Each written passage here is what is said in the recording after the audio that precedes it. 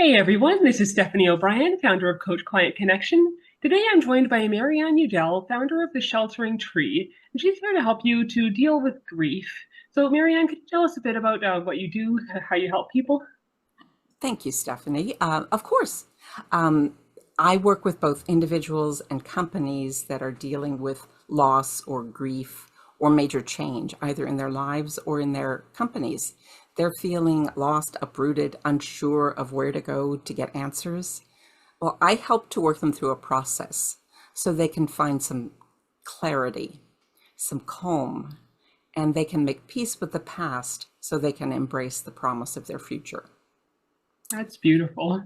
Thank you. Um, so, do you specifically deal with the grief that comes from, somebody dying, or is it other types of grief as well, like say getting laid off or losing a business or career that they really valued, or losing a relationship? Yes, and that's a good point because I think that quite often there's misconceptions about what grief is and what it isn't. And people only think about grief as related to somebody dying. But as you just said, when I got laid off from my corporate job, I was experiencing some serious grief. And when people get divorced, when there's illness diagnosis, when there's an empty nest, when there's all of these things that are major changes in your life, feelings of grief can surface. So you're very right. So, Grief is more than just death. So when people are grieving, whether it's a loved one, a relationship, just a way of being that they used to have, what do you find are some of the best strategies to deal with that? Well, people unfortunately don't know how, and I think that's part of the problem. But when I work with clients, there's first acknowledging whatever the feelings are. The first thing you have to do is acknowledge that you're feeling what you're feeling, and that if you suppress it or if you try to push it away, that doesn't mean that the feeling goes away. It just means that it stays buried and it will come out sooner or later.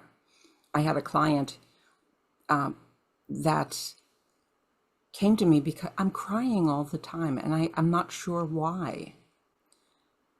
By working together, we found out that her father had died when she was 13. She wasn't allowed to go to his funeral. She was told to be strong for her mother, and because she had a little brother. And her mom was a grieving young widow with two kids in England, so stiff upper lip and all that sort of stuff during World War II. And during World War II, so this woman was a child during World War II, and she was never allowed to grieve her father. So, of course, she was crying all the time. She was in her 60s. And so I only bring that up is because she was told to, be brave for your mother, be strong, stiff upper lip, all of that. So the feelings weren't allowed to come out. So even a 13-year-old child, you just, all of that stayed inside of her for such a long time. Even though there were other things that happened, that grief could no longer be contained. Yeah, it's like that saying, emotions are messengers. The emotions that you suppress don't go away. They just go underground and lift weights. And then sometimes come up in more confusing forms. Like, okay, you didn't listen when I spoke plainly, so let me try and find a more roundabout way to communicate. And then, of course, you don't know necessarily what they're saying. Why am I feeling this? Why am I feeling that? Why is this coming out sideways in such a weird way? Yeah, and it's if you keep it locked up long enough, it's like the pressure cooker. If you don't release the steam, or a volcano that erupts, or somebody who goes postal, or road rage. So all of those things are because people don't deal with their feelings, So basically. I think it brings up another question. Crying is one of the more obvious ways for someone to express grief, but aside from the road rage and such, what are some of the less obvious symptoms you've seen that people were feeling or experiencing or doing things that they couldn't really understand and it turned out to be grief? What are some of the symptoms people listening to this might be experiencing that tells them they have grief they haven't really dealt with? Well, first of all, I just want to let people know that the 5 stages they hear about are not necessarily a linear process that everybody goes through.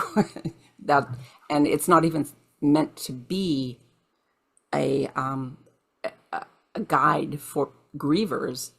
It was written in observation of people who were in the process of dying and how they were responding to their own death. So forget about the 5 stages. But people, besides crying, you can feel angry, you can feel numb. I think that grief affects every part of your being. It's not just your emotions, but it's your physical being, it's your mental being. So you could be very lethargic. You could be tempted to overdo to avoid those feelings, you know, to all of a sudden purge everything and, you know, all of a sudden get into this overdrive of shopping, overworking, drinking, doing drugs, gambling. I mean, oh, there's all of these things that could be a way of avoiding whatever the feelings are. So the exact feelings you can feel are the gamut. There is no right way. Everybody feels grief and experiences it differently. And I think that makes it all the more important to deal with it at the time when you know what it is before it goes and mutates so hard that you don't even know where it's coming from. Right. And, you know, it's difficult because we don't talk about it. So part of my mission is to open up the conversation more. So what we're doing right now, just sort of everybody who knows you and will listen to this will learn a little bit more. Oh, oh, it's a normal human emotional response to loss. That's what grief is. And and what we were talking about early on about it's not just death, you know, and it not just death of a person or an old person. I mean, it can be a stillbirth or a miscarriage or a pet or the fact that you can't conceive. You know, that all of those things are also part of what someone can experience when they're going through grief. And there's no timeline for it. There's no expiration date. Oh, let's see, it's been 6 months. Where am I on this list? I should be here, you know, like the growth charts for kids and stuff like that. And it's like, no, it doesn't work that way. It gives you, the bad news is grief never ends. It's part of who you are now. It's that emotional scar that you carry forever. And it makes you a different person. So there's no end date. The grief evolves and you figure out how to live with it. So make peace with what happened. You can't undo what happened. You have to figure out, what can I do with my life now that this has happened? Because what I wanted to do, I can no longer do. And that's why I was interested in talking to you, because what you do makes so much sense sometimes for my clients who can't figure out what to do. They're not sure. So we'll have to talk about that more at another point, but anybody who knows you knows that. Yeah, that ability to take your wisdom, what you know, and turn it into something that helps people can be really valuable.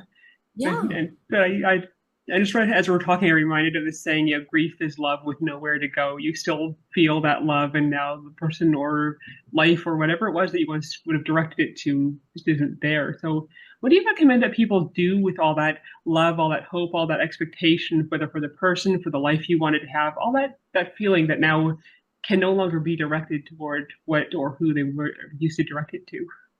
Well, there's a process that I take my clients through and it is a 4-step process. That doesn't mean that they have to go in order, but definitely starting by feeling your feelings and just as they come up. I think just sometimes people aren't even conscious of their feelings. Especially if they've been taught that emotions are bad or wrong or make them Right, weak. Be right. logical, be It's brave, not be safe. strong. Right, right. Or you've been taunted. Oh, you're such a sissy, or you're a crybaby, or Yeah. whatever. Um, whatever. So validating the feelings, acknowledging them. And one of the exercises I take my clients through, how am I feeling today? And why? So I'm angry today. Why am I angry? Oh, I thought about this, or I didn't resolve that argument, or I was thinking about this. I think I had a dream about it, but asking yourself every day and then just write for 10 minutes, which makes you aware of the feelings that you have. So you're a more present person. So once you're aware, then you can face reality. This is where I am. This is what happened. I can't go back. I can't speak differently to that person. Our relationship still sucks. We're not going to, the divorce is final. But he can change. No, he can't. Or I can change. No, you shouldn't have to. So getting clear on reality and acknowledging that. And then from there, you can start thinking about, well, based on where I am and what I can no longer do, what do I want? So that's where there's a little bit of dreaming and desiring and looking into the future. What do I want to do before I die?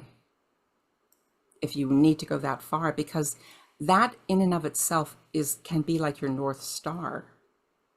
So if I want to have this kind of effect in the world before I die, what is an action or what is something that I can do today to support that?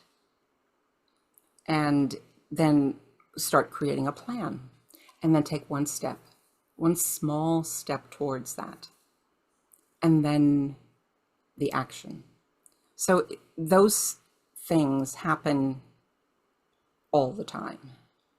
It's not first we do this, then we do this, then we do that. Yes, you go through it once, but when you get to the place where you're planning, maybe you go back and you cry some more, or you're pissed off, or I became a widow when I was 24. So it's over 40 years ago. And this is the month when my husband died. And I still feel it in my body. I still have a bit of melancholy. I still have this ache.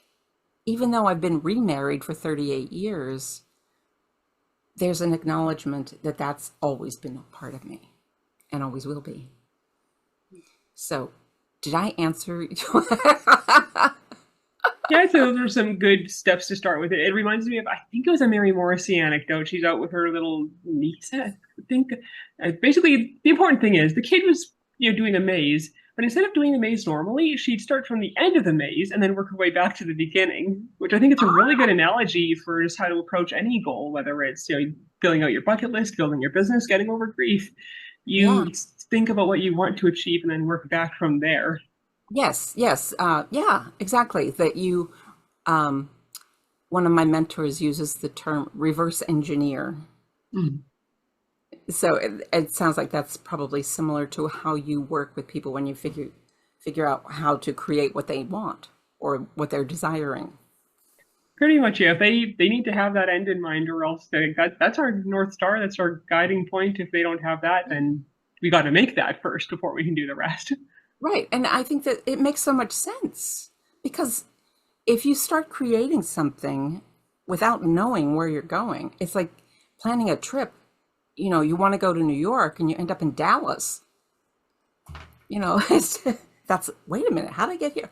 Oh, I made a right turn instead of going that left fork up the hill. Or I took the wrong expressway. Yeah, very Pretty true. much. So, yeah, it sounds like one question I've seen come up is there a right way to grieve? So it sounds like there's kind of a few steps that are kind of universally applicable, but how to apply them varies from person to person and situation to situation. Mhm. Is that right? Well, I think that everybody has a different approach to how they grieve. Basically, the thing to keep in, there's no right way. And even the clients that I have, everybody approaches their grief in a different way. I just did a group program where one woman was a widow and the other woman came because she was having issues with the relationship with her daughter who had who was challenged, mentally challenged. So they were both grieving different things and they were grieving in a different way, but they were able to go through the group program together because they were able to take the lessons and apply it to their situation. That's And wonderful. and it even works in business because I just change a little bit of the language so it sounds more corporate. But basically, when companies change things or when they go through a merger or a major layoff, the people who are affected feel something about that. And if the company doesn't acknowledge what all those feelings are, that that's going to affect the people, one, that are being let go and the ones that are left behind as well, because then they start thinking, oh, am I next? There's fear, there's a lot of misapprehension. So acknowledging the feelings first, and then, okay, this is the reality. They had to sell the company because they were going broke, or there's nobody to give the company to. And then figuring out plans. Okay, since you know that the job you got laid off, let's figure out how you can get in the right mental state so you can apply for another job. And so that's yes, but everybody goes through it differently. So for coaches who have a business to run, sometimes it can be hard to slow down and process things while you're in the hamster wheel of running your business. What advice would you give for to entrepreneurs like coaches who have to balance that grief with all the other things life demands? That's a good question. Um, and I can't give a specific formula, but I can say that you have to take time off to grieve if it's a major incident. If it's everyday grief over things, make sure you set aside time to take care of yourself and not just going to get a massage. I'm talking about doing some meditation or finding time to walk or a way to get grounded where you're not in that state, that you have a specific time of day where this is my time to vent, this is my time to worry, this is my time to journal, and looking for support in some way or another. See, what can I delegate? What can I delay? What can I just delete? So there are strategies, and sometimes you need to talk it through with a coach. Sometimes you need to have your own coach when you are coaching to be able to figure out, I'm not sure. And sometimes it's just acknowledging the human being behind the company. And sometimes being open, I think, can actually help connect you with your clients who, like what you were saying, show the human being behind the company, show the Yeah, person who's grieving. And stuff like this is what separates us from the AI. exactly. So there is it takes a lot of courage to be vulnerable to your clients or to your client base. And that, I think, has been a big downfall to a lot of companies, the bigger corporations, that they haven't allowed. Although I think during COVID, the thing that saved some people was the acknowledgement of their vulnerability. Yeah, I think people are a lot more understanding when they know what you're struggling with under the hood. Yeah, if things are Mhm. going wrong and there's no explanation, then people are more likely to get touchy. But if they know that, okay, here's what I'm struggling with, here's why I'm having a hard time, they're, I think, more understanding. Right, right. If it, or if the employees see leaders pretending, they're in denial. They don't even see all this problem. The employees think, oh, They don't even care about me. Why should I stay here if they don't care? So it's that's a lot of what I talk about with companies. You got to see the people. You got to see the humans. And if you want to build your team, if you want to be a better manager, you have to be a better human. Yeah, like that saying, people don't leave bad jobs, they leave bad managers. Yes, there's statistics around that too. I mean, they get good pay and they'll go to a lower paying job where they're appreciated. Yeah, it's sense of purpose and acceptance of that you're in a good place where you're doing something good and not just building the dream of somebody you don't even like is so important. Exactly. Yeah. And the people that come to you are done with all of it and ready to do Yeah. it themselves. But if it's an entrepreneur who's grieving, I think it's just acknowledging and sharing as much as they feel comfortable with. And if they need to take a certain amount of time off, yes. And then asking for whatever support they need. Yeah. But being rooted in reality, and if they're not able to continue, how can I make this work? And who can I get help from? And just recognizing that, unless you are absolutely desperate to get your bill paid, chances are there aren't going to be any massive consequences for taking a week or so off. And if you just, set up your autoresponder, hey, I'm taking a week off to process this, to be on vacation. I'm out of the office for a week. You pin a post on your social media. I'm out of the office for a week. I find people are really understanding for the most part. And those who aren't understanding are probably going to be a massive pain in the butt who want the moon for a song when it comes to their work with them. Exactly. I think that you're right. Right. So I think that people don't give themselves that time, even for vacations. So forget when it's something you absolutely need, and more vacations need to be taken as well. So Yeah, I've got one coming up in a couple of weeks. good for you. Yeah. So, if somebody is grieving or thinks that they might be grieving because the symptoms are there, but they haven't really processed them, what's their next step to start easing that grief? Do you have any kind of free gift or something that you want to share with them? Well, I do have um, a list of mindful techniques that people can utilize. That so I do have that, and it gives you ways to get grounded. Things that you can do to help yourself.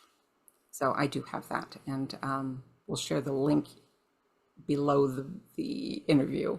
Yeah, that'll be in the show notes. If you're watching on YouTube, in the description. If you're watching on social media, in the posts text. If you're on my blog, it'll be in the blog text. So yeah, wherever you're watching it, it'll be in close proximity to the video itself. Thank you. Thank you for asking about that. You're welcome. So any final thoughts before we wrap up the interview? You're not alone. Don't be afraid to be human. And you're not broken. You're grieving. That's beautiful. Thank you very much for sharing that. And for everyone watching this, if you have been struggling with grief, with a big life change, or just with emotions that you're having a hard time parsing, I encourage you to check out Maryann's gift and see if you can help get some peace through that. And if you need additional help, be sure to reach out. I'll also include Maryann's contact info where you can find it. So thanks again for tuning in. Thank you, Maryann, for sharing your wisdom. And I hope you all have a wonderful day. Thank you, Stephanie. Mwah.